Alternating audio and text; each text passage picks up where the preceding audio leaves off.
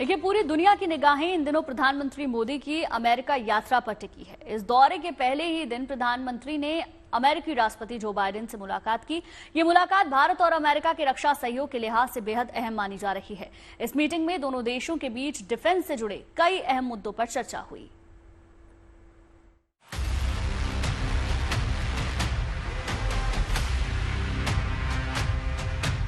ये मुलाकात पूरी दुनिया में सुर्खियां बन गई। प्रधानमंत्री मोदी अमेरिका में हैं और उनके इस दौरे ने दोनों मुल्कों के आपसी रिश्ते की नई इबारत लिख दी है। अमेरिका और भारत के रिश्ते लगातार नई ऊंचाइयों को छू रहे हैं। पीएम मोदी के 3 दिवसीय दौरे के दौरान इस मजबूत रिश्ते की झलक भी दिखी। दौरे के पहले दिन ही प्रधानमंत्री मोदी की अमेरिकी राष्ट्रपति जो बाइडेन से मुलाकात हुई। इस द्विपक्षीय बैठक में दोनों देशों के बीच रक्षा सहयोग बढ़ाने पर गहन चर्चा हुई।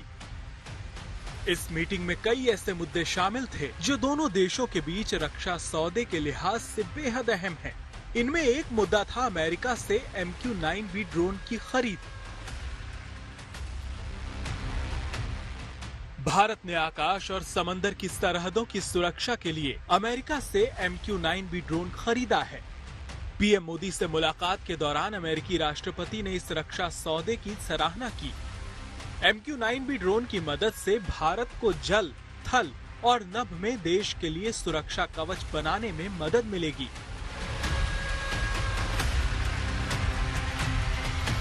पीएम मोदी और जो बाइडेन की मीटिंग में दोनों देशों के बीच मिलिट्री सिस्टम के को प्रोडक्शन पर चर्चा हुई। इसके तहत jet engine, ground mobility system और गोला बारूद का निर्माण किया जाता है।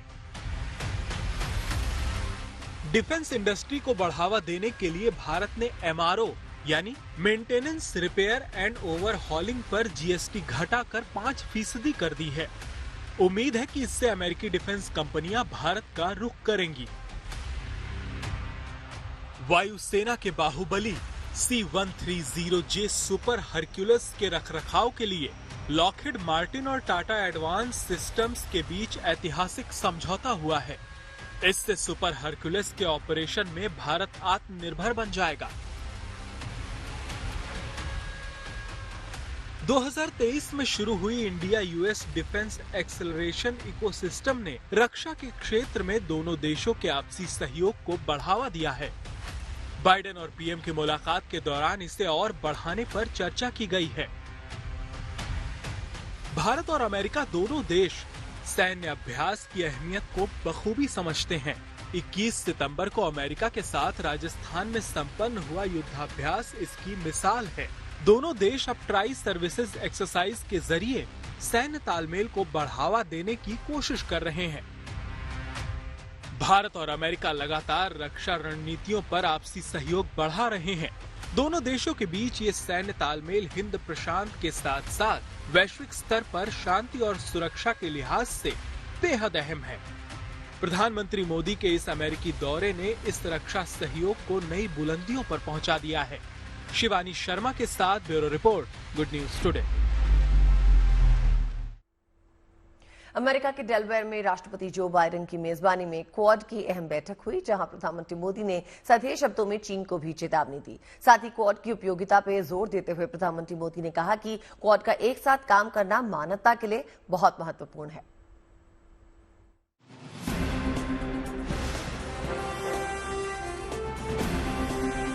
अमेरिका के डेलावेयर में अमेरिकी राष्ट्रपति जो बाइडेन की मेजबानी में क्वाड की अहम बैठक हुई। बाइडेन ने सम्मेलन में क्वाड सदस्यों का स्वागत करते हुए इसे और मजबूत करने की अपील की। पीएम मोदी ने क्वाड की उपयोगिता पर जोर देते हुए क्वाड के एक साथ काम करने को मानवता के लिए अहम बताया और फिर दुनिया के दिग्गज 4 शीर्ष नेताओं ने उत्तरी और दक्षिणी गोलार्ध की गतिविधियों पर मंथन करते हुए एक सुर से ये संदेश दिया कि दुनिया नियमों और सिद्धांतों के अनुसार ही चलेगी। सम्मेलन में पीएम मोदी ने पहले साफ कर दिया कि क्वाड किसी के खिलाफ नहीं है, लेकिन दुनिया नियम आधारित अंतर्राष्ट्रीय व्यवस्था, संप्रभुता, क्षेत्रीय अखंडता के सम्मान के आधार पर चलेगी। हम किसी के खिलाफ नहीं हैं। हम सभी एक रूल्स बेस्ड इंटरनेशनल ऑर्डर, संप्रभुता और क्षेत्रीय अखंडता के सम्मान और सभी मसलों के शांतिपूर्ण ढंग से हल निकालने के समर्थन करते हैं। फ्री, ओपन, इंक्लूसिव और प्रॉस्परस इंडो पैसिफिक हमारी साझा प्राथमिकता और साझा प्रतिबद्धता है। पीएम मोदी ने इंडो पैसिफिक से लेकर समुद्री सुरक्षा के मुद्दे पर तो बात की ही, साथ में कुछ देशों के बीच चल रही जंग को रोकने में अहम भूमिका निभाने के भी संकेत दिए। जाहिर है कि समिट में सेहत से सिक्योरिटी और विकास से लेकर शांति पर भी चर्चा की गई। हमने मिलकर health security, critical and emerging technologies, climate change, capacity building जैसे क्षेत्रों में कई सकारात्मक और समावेशी इनिशिएटिव लिए हैं। क्वाड समिट में सभी 4 देशों ने एक सुर में पूर्वी और दक्षिण चीन सागर के हालात पर चिंता जताई। उन्होंने दक्षिण चीन सागर में डराने वाले युद्धाभ्यास और विवादित क्षेत्रों के सैन्यीकरण पर गंभीरता व्यक्त की। तटरक्षक और समुद्री मिलिशिया जहाजों के इस्तेमाल की निंदा भी की। इसमें खतरनाक युद्धाभ्यास का बढ़ता उपयोग भी शामिल है। समुद्री विवादों को शांतिपूर्ण और अंतर्राष्ट्रीय कानून के अनुसार हल करने पर भी जोर दिया गया। इस दौरान क्वाड देशों ने सर्विकल कैंसर के खिलाफ एकजुट होकर जंग लड़ने का ऐलान किया। पीएम मोदी ने कहा कि इसके लिए वो $75 लाख की मदद करेंगे। साथ ही इंडो पैसिफिक देशों के लिए भारत से 40 मिलियन वैक्सीन डोज का योगदान दिया जाएगा, जो करोड़ों लोगों के जीवन में आशा की किरण बनेगा। भारत में मास स्केल पर बहुत ही cost effective cervical cancer screening programme चल रहा है। साथ ही भारत दुनिया की सबसे बड़ी हेल्थ इंश्योरेंस स्कीम चला रहा है और सबको एफोर्डेबल कॉस्ट पर दवाइयां उपलब्ध कराने के लिए स्पेशल सेंटर्स भी बनाए गए हैं। भारत ने सर्वाइकल कैंसर के लिए अपनी वैक्सीन भी बनाई है और एआई की मदद से नए ट्रीटमेंट प्रोटोकॉल भी शुरू किए जा रहे हैं। क्वाड में दुनिया के ज्वलंत मुद्दों पर चर्चा हुई। चर्चा करने वालों में अमेरिकी राष्ट्रपति जो बाइडेन, भारत के प्रधानमंत्री नरेंद्र मोदी, जापान के पीएम फूमियो किशिदा और ऑस्ट्रेलिया के पीएम अल्बनीज शामिल थे। खास बात है कि बाइडेन ने पीएम मोदी के कंधे पर हाथ रखकर कहा कि उनके व्हाइट हाउस से जाने के बाद भी क्वाड असरदार भूमिका निभाएगा। Bureau report, good news today. वहीं न्यूयॉर्क में प्रधानमंत्री मोदी ने प्रवासी भारतीयों को संबोधित किया। अब आपको दिखाते हैं प्रधानमंत्री मोदी के भाषण की कुछ झलकियां। नमस्ते यूएस।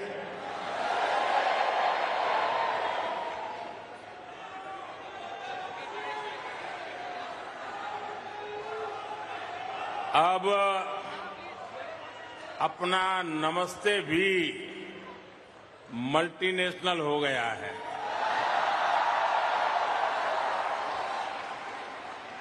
लोकल से ग्लोबल हो गया।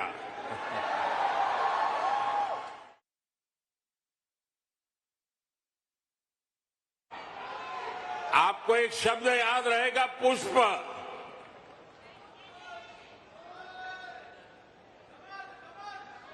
हाँ, कमल मान लीजिए, मुझे इतराज नहीं है।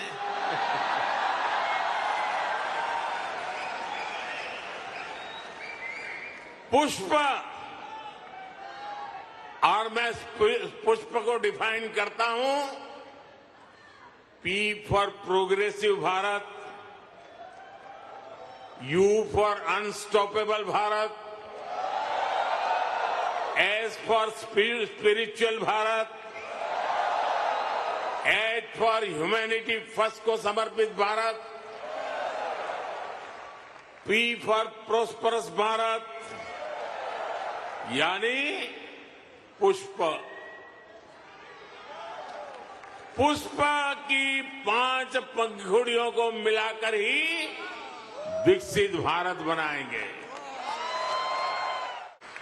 एक और एआई है जो भारत को ड्राइव कर रही है, और वो कौन सा और है? वो है A for aspirational, I for India। Aspirational India, ये नया फोर्स है, नई ऊर्जा है। आज करोड़ों भारतीयों की एस्पिरेशन भारत की ग्रोथ को ड्राइव कर रही है। हर एस्पिरेशन नए अचीवमेंट को जन्म देती है। दुनिया की 17% पॉपुलेशन होने के बावजूद ग्लोबल कार्बन एमिशन में भारत की हिस्सेदारी सिर्फ 4% है। दुनिया को बर्बाद करने में हमारा कोई रोल नहीं है।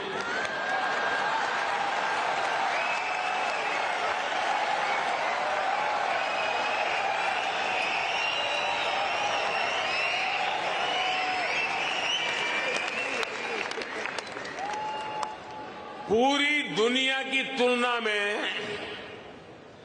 एक तरह से यानी कह सकते हैं ना के बराबर है। हम भी सिर्फ कार्बन फ्यूल जलाकर अपनी ग्रोथ को सपोर्ट कर सकते थे, लेकिन हमने ग्रीन ट्रांजिशन का रास्ता चुना। प्रकृति प्रेम के हमारे संस्कारों ने हमें गाइड किया, इसलिए हम solar, wind, hydro, green hydrogen और न्यूक्लियर एनर्जी पर इन्वेस्टमेंट कर रहे हैं। आप देखिए, भारत G20 का ऐसा देश है जिसने पेरिस क्लाइमेट गोल्स को सबसे पहले पूरा कर दिया।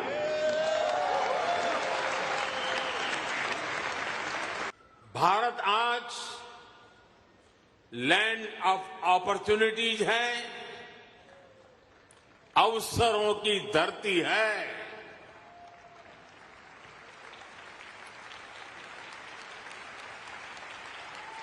अब भारत अवसरों का इंतजार नहीं करता, अब भारत अवसरों का निर्माण करता है।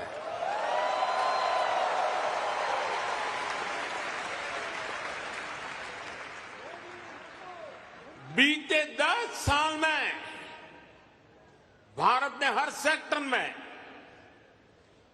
अपॉर्चुनिटीज का एक नया लॉन्चिंग पैड तैयार किया है।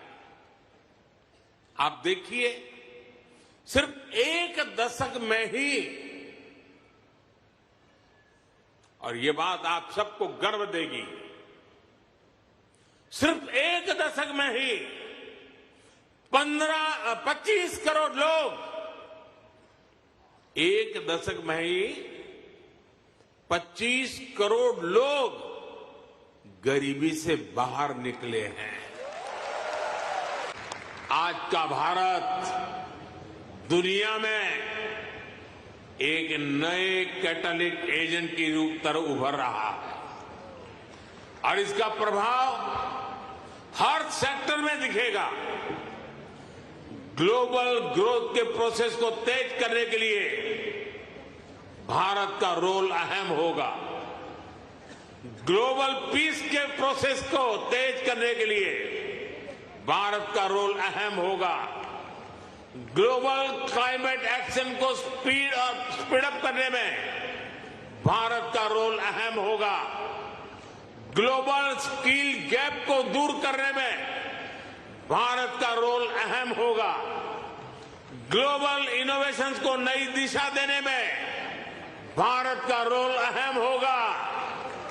ग्लोबल सप्लाई चेन में स्टेबिलिटी के लिए भारत का भूमिका अहम होगा। साथियों, भारत के लिए शक्ति और सामर्थ्य का अर्थ है भारत के लिए शक्ति और सामर्थ्य का अर्थ है ज्ञानाय, दानाय, च रक्षणाय।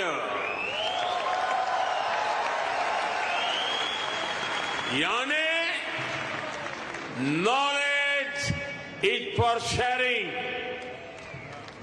Wealth is for carrying, power is for protecting.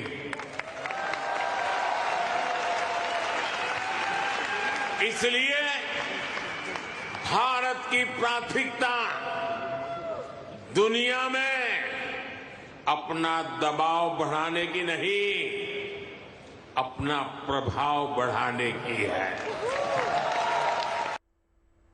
और अब एक गुड न्यूज शतरंज की दुनिया से। रविवार को हंगरी में खेले गए 45वें शतरंज ओलंपियाड में भारत पुरुष टीम और महिला टीम ने गोल्ड मेडल जीत के इतिहास रच दिया। दोनों टीमों ने पहली बार स्वर्ण पदक अपने नाम किया है। पुरुष और महिला टीमों ने टॉप पे रहते हुए चैंपियन बनने का गौरव हासिल किया। भारतीय पुरुष टीम ने इससे पहले 2014 और 2022 में इस टूर्नामेंट में कांस्य पदक जीते थे, जबकि भारतीय महिला टीम ने चेन्नई में 2022 में कांस्य पदक जीता था।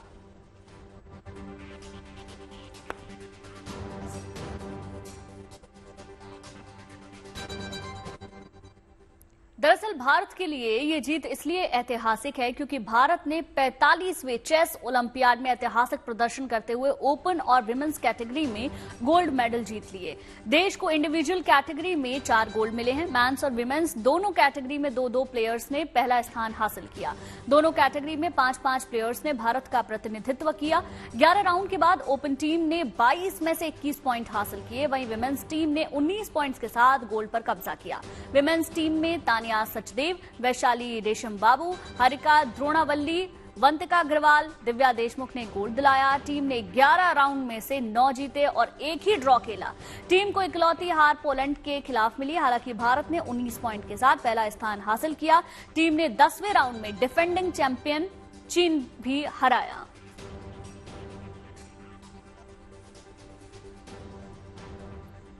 और अब बात काशी की। काशी में इस बार देव दीपावली की रौनक भव्य होने वाली है। इस बार काशी के घाटों पर 12 लाख दिए जलाने का लक्ष्य रखा गया है।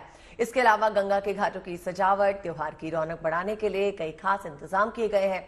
वहीं सरकार द्वारा इसे राजकीय मेले के रूप में मान्यता देने के बाद से काशी के लोगों के साथ साथ साधु संत भी खुश हैं।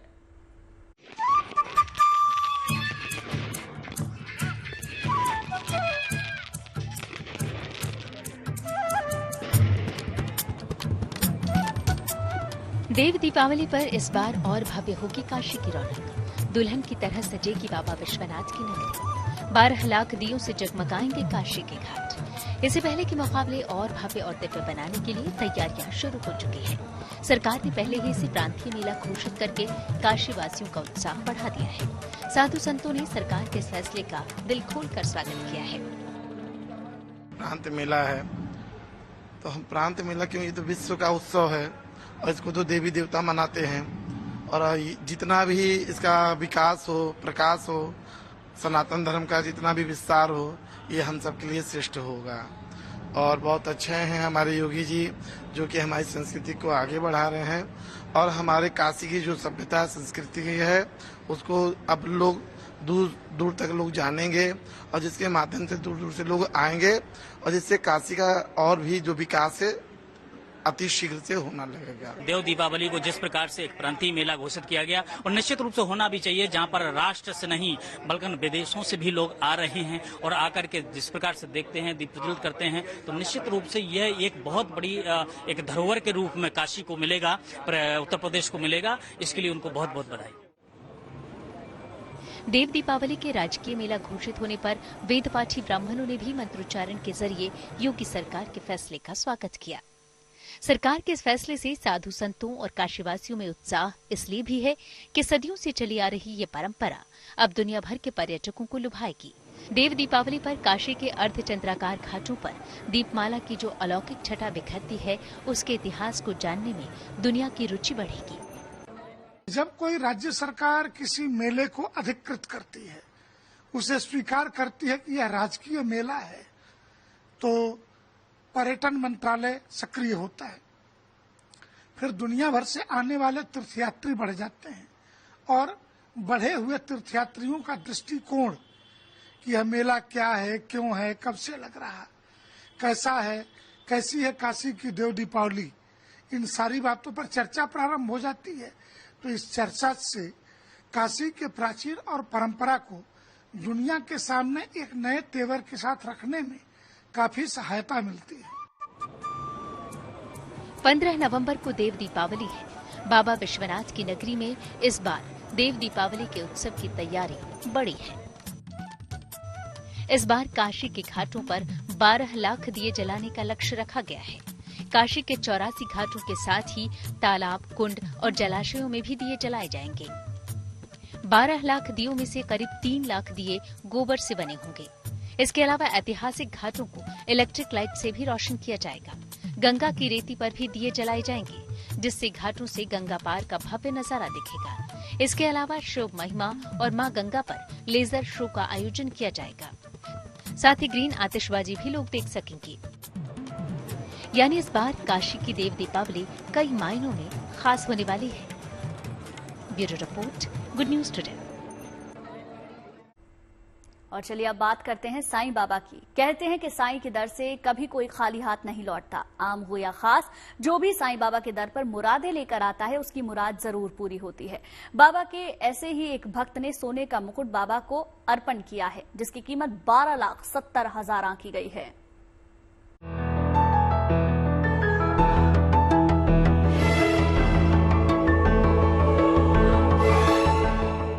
शिरडी वाले साईं बाबा की आस्था की हर कहानी अनूठी है। उनके भक्त अनूठे हैं, उनकी भक्ति भी अनूठी है। कोई सर्वधर्म भाव से यहाँ आता है तो कोई अटूट आस्था से सिर झुकाता है। लेकिन जो भी साईं बाबा के दरबार में आता है वो खाली हाथ नहीं लौटता। बाबा उसकी मुरादों को पूरा करते हैं और भक्त अपने प्रभु पर दोनों हाथों से धन दौलत न्यौछावर करते हैं। बाबा के एक ऐसे ही भक्त ने अपनी आस्था और श्रद्धा कुछ इस तरह प्रकट की। बाबा के प्रति आभार जताने के लिए भक्त ने 110 ग्राम सोने का मुकुट साईं बाबा को अर्पण किया। बताया जा रहा है कि सोने के इस मुकुट की कीमत 12,70,000 रुपए है। शिरडी वाले साईं बाबा की महिमा अपार है। इनकी ख्याति दूर दूर तक फैली है। यही वजह है कि देश विदेश से हर साल लाखों श्रद्धालु साईं के दर्शन के लिए आते हैं। अपनी आस्था और श्रद्धा के मुताबिक बाबा को चढ़ावा चढ़ाते हैं। साईं भी भक्तों की पुकार जरूर सुनते हैं। बदले में भक्त भी साईं के चरणों में चढ़ावे का अंबार लगाते हैं। यही वजह है कि यहाँ हर रोज लाखों करोड़ों का चढ़ावा आता है। Bureau report, good news today. अगर मंदिर की बात करें तो मंदिर छोटा हो या बड़ा, भगवान को भोग तो लगता ही है। और भोग चाहे मिष्टी का हो या लड्डू का, भक्तों के लिए तो बस भगवान का प्रसाद है, जिसे वो अपने आराध्य का आशीर्वाद समझ के ग्रहण करते हैं। ऐसे में जब प्रसाद की शुद्धता और पवित्रता पे सवाल उठते हैं तो श्रद्धालुओं का मन आहत होता है। ऐसे में हमने मथुरा के विश्व प्रसिद्ध बांके बिहारी मंदिर और देवघर के बैद्यनाथ धाम के प्रसाद के बारे में जानकारी ली। आप भी सुनिए।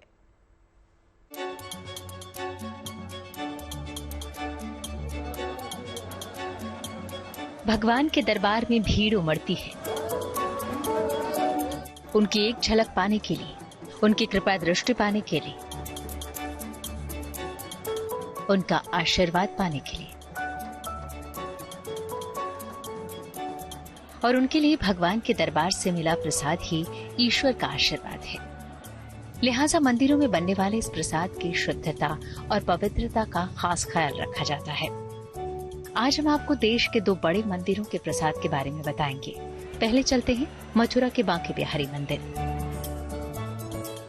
बांके बिहारी मंदिर में सालों भर रौनक रहती है। हजारों की तादाद में देश विदेश से श्रद्धालु भगवान श्री कृष्ण के दर्शन के लिए आते हैं। यहाँ बांके बिहारी को जो भोग लगता है वो मंदिर की रसोई में ही बनाया जाता है और वहीं की गौशाला की गायों के घी, दूध और दही से बनता है। और बिहार जी में जो भोग बनता है, एक तो राजभोग का भोग है जो बिहार जी के हम लोग गोस्वामी लोग ही बनाते हैं और उसके लिए हम लोगों की अपनी खुद की गाय है जिसका घी निकलता है और उसका घी से ही ठाकुर जी का भोग लगता है। दूसरा, ठाकुर जी का जो पक्का बूंदी वगैरह का प्रसाद है या पकौड़ी वगैरह का, वो मंदिर के अंदर ही ऊपर होता है और उसकी व्यवस्था जो है कमेटी लिखती है, कमेटी के द्वारा ही वो भोग भेजा जाता है और ठाकुर जी का भोग लगा के वो फिर वितरण कर दिया जाता है। 15 साल पहले तक भगवान को लगाया गया भोग ही भक्तों में प्रसाद के तौर पर बंटता था, लेकिन बाद में जब प्रसाद के लिए घी दूध कम पड़ने लगे तो श्रद्धालुओं द्वारा लाया गया प्रसाद ही उन्हें भगवान के आशीर्वाद के साथ लौटा दिया जाता है। हालांकि बांके बिहारी को जो भोग लगता है वो आज भी मंदिर की रसोई में ही तैयार होता है। भगवान का जो प्रसाद है वो मंदिर की गौशाला है, उसका घी निकलता है, उसके बाद ठाकुर जी का प्रसाद बनता है और प्रसाद बनने के बाद भगवान के लिए आता है। और जो बाजार की दुकानों से पेड़ा प्रसाद आता है वो मंदिर की देहली तक रह जाता है और ठोक लगा के श्रद्धालु को वापस दे दिया जाता है। और ये है भगवान शिव के 12 ज्योतिर्लिंगों में से एक बाबा बैद्यनाथ धाम, जहाँ सालों भर भक्तों की भीड़ रहती है। साल भर में लगभग 1 करोड़ से ज्यादा श्रद्धालु बाबा बैद्यनाथ की पूजा करने देवघर आते हैं। यहाँ बाबा की पूजा गंगा जल, फूल, बेलपत्र से होती है। हालांकि यहाँ प्रसाद चढ़ाने की परंपरा नहीं है। ऐसे में श्रद्धालु यहाँ मंदिर के आसपास बने दुकानों से ही पेड़ा, चूड़ा और इलायची दाना प्रसाद के तौर पर लेकर घर लौटते हैं। बाबा बैद्यनाथ मंदिर की तरफ से या पंडा धर्म सिंह सभा की ओर से या कोई भी प्रसाद की व्यवस्था नहीं है। भक्त जो भी यहाँ से प्रसाद ले जाते हैं वो बाहर पेड़े के दुकान से प्रसाद ले जाते हैं, उसकी भी गुणवत्ता का ख्याल रखा जाता है। अगल बगल जितने गांव हैं, ग्रामीण लोग हैं, वहाँ से शुद्ध खोवा मंगाया जाता है। उसी खोवे से बाबा का पेड़ा बनाया जाता है जो प्रसाद के रूप में भक्त ले जाते हैं, जिसमें ना कि मंदिर प्रशासन यहाँ बेचता है ना यहाँ का पंडा धर्म सभा उसको बेचता है। वो सीधे दुकानदार बेचते हैं और वो भी उसकी क्वालिटी, गुणवत्ता का ख्याल अच्छी तरीके से रखते हैं। बाबा धाम में मंदिर के आसपास के बाजारों में प्रसाद की 500 से ज्यादा दुकानें हैं। हालांकि यहाँ बिकने वाला प्रसाद न तो भोलेनाथ को भोग लगता है और न ही उनके दरबार में चढ़ता है। फिर भी यहाँ के प्रसाद में शुद्धता का खास ख्याल रखा जाता है। ये शुद्ध तरीका से, एकदम स्वच्छता, हाइजेनिक तरीका से हम लोग इसको बनाते हैं। इस पेड़े को, इसमें दूध से खोवा तैयार होता है, खोवा है, चीनी है, इलायची है, ये सब बनाते हैं। वो लोग प्रसाद के रूप में ले जाते हैं। इसमें किसी प्रकार का कोई मिलावट, रिफाइन ये सब कुछ नहीं मिलाते। ये लोग स्वयं दूध में ही घी रहता है, फुल क्रीम का रहता है, बांटते हैं। हाँ, वो सब नहीं है, एकदम स्वच्छ तरीका, ताकि वो ले जाके जिसको भी प्रसाद दे, प्रसाद के रूप में दे, आस्था में कोई ठेस नहीं पहुँचे। ये बहुत शुद्ध तरीका से पेड़ा बनता है। असल में प्रसाद वो है जो भगवान को भोग लगता है और फिर श्रद्धालुओं में बंटता है। लेकिन जहाँ बड़ी तादाद में भक्तों की भीड़ उमड़ती हो, वहाँ ये आसान नहीं होता। लिहाजा अलग अलग मंदिरों में प्रसाद को लेकर अलग अलग नियम हैं। मथुरा से मदन गोपाल शर्मा और देवघर से Shailendra Mishra, good news today. और अब बात मुंबई की। मुंबई में लालबाग चा राजा को मिले चढ़ावे का आज नीलामी महोत्सव संपन्न हुआ। बप्पा के भक्तों ने इस साल दिल खोलकर सोने, चांदी और नगदी का चढ़ावा चढ़ाया। चढ़ावे के इन आभूषणों को लोग बप्पा का आशीर्वाद समझकर अपने घर ले जाना चाहते हैं।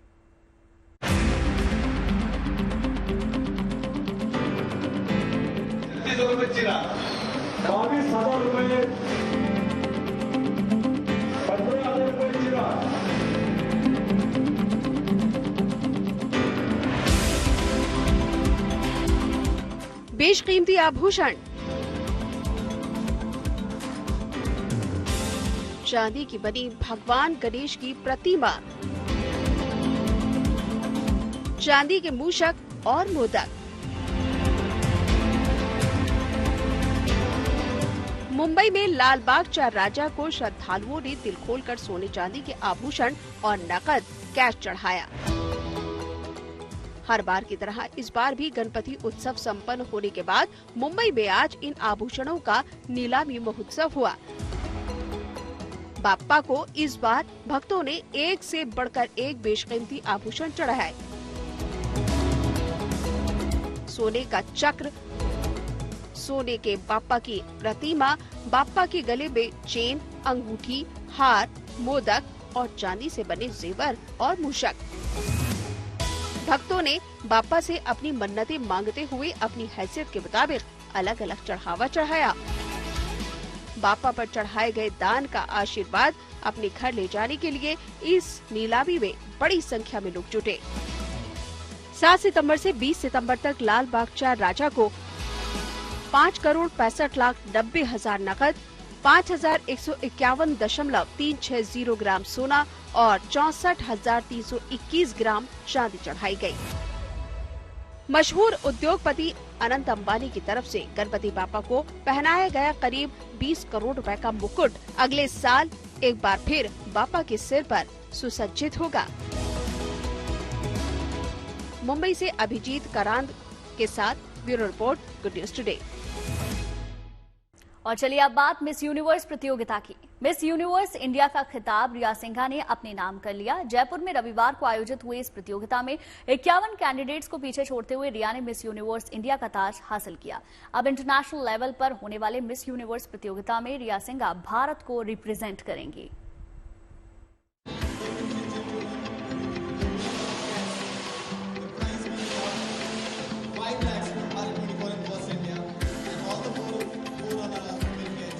ये जश्न जीत का है। बरसों से देखे गए सपने के सच होने का जश्न है। ये जश्न है एक विजेता के सिर मिस यूनिवर्स इंडिया के ताज के सजने का।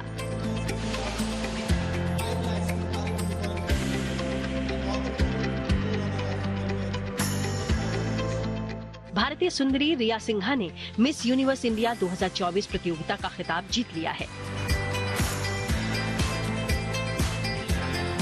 22 सितंबर को पिंक सिटी जयपुर की रंग बिरंगी शाम तब और रोशन हो उठी जब रिया सिंघा ने अपनी खूबसूरती और टैलेंट के दम पर मिस यूनिवर्स इंडिया का खिताब अपने नाम किया। एक्ट्रेस और मिस यूनिवर्स इंडिया 2015 की विजेता उर्वशी रौतेला ने अपने हाथों से मिस यूनिवर्स इंडिया 2024 का ताज रिया सिंघा को पहनाया। इस ताज का सपना रिया ने बरसों से सजाया हुआ था। सालों की मेहनत के बाद जाकर ये सपना साकार हुआ था और जब ये ख्वाब पूरा हुआ तो रिया भावुक हो उठी। चेहरे पर जीत की मुस्कान थी लेकिन आंखें खुशी से भीग गई थीं। I have done so much work to get to this level where I can consider myself worthy enough for this crown.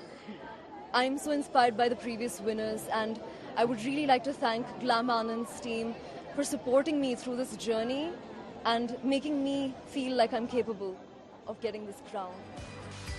Miss universe India 2024 का आयोजन 9 से 22 सितंबर के बीच जयपुर में हुआ।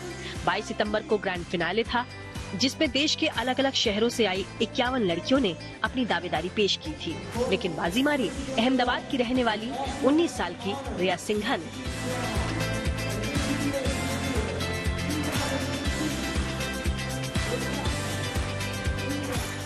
प्रतियोगिता में स्विम सूट और इवनिंग गाउन सेगमेंट समेत कई राउंड आयोजित किए गए, जिसका समापन टॉप 10 फाइनलिस्ट के साथ सवाल जवाब सत्र के साथ हुआ। रिया के साथ 4 और प्रतियोगियों ने इस इवेंट में बाजी मारी और ताज की हकदार बनी। 34वें नंबर की प्रतियोगी प्रांजल प्रिया को फर्स्ट रनर अप घोषित किया गया। 16वें नंबर की कैंडिडेट छवि ने दूसरा रनर अप स्थान लिया।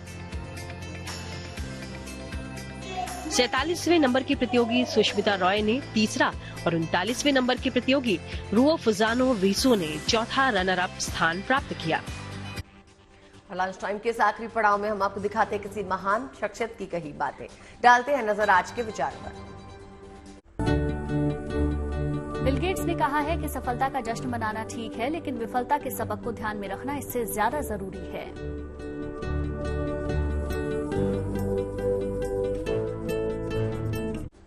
इसी के साथ खबरों के इस लंच टाइम में फिलहाल के लिए बस इतना ही। फिर होगी आपसे मुलाकात लंच टाइम के साथ साथ और भी खबरों का पिटारा आपके लिए लेकर आएंगे, लेकिन अच्छी खबरों के लिए आप देखते रहिए गुड न्यूज टुडे।